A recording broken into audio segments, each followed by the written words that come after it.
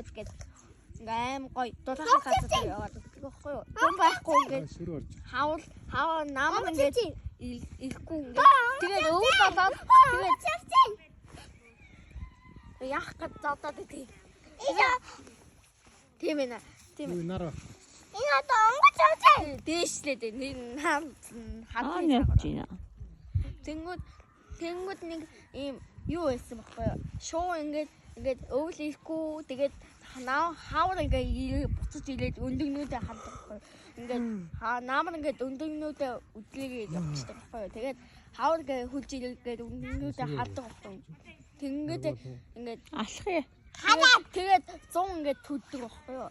Тийшин чи хараад түүн хаад ичээд байгаа. Тэрийн бончман гэдэг шуунуудын одоо энэ нисээд байгаа шуунуудын зузахын бончнаар гэдэг үлээ. Энэ нийс руу яваад байна. Болж үргэлдэг лээ.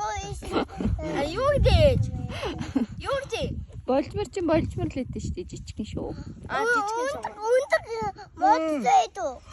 Тэгээд зарим шуунууд ингээ өндгөө халдсан штэ. Борч өөрөө гарцсан тий.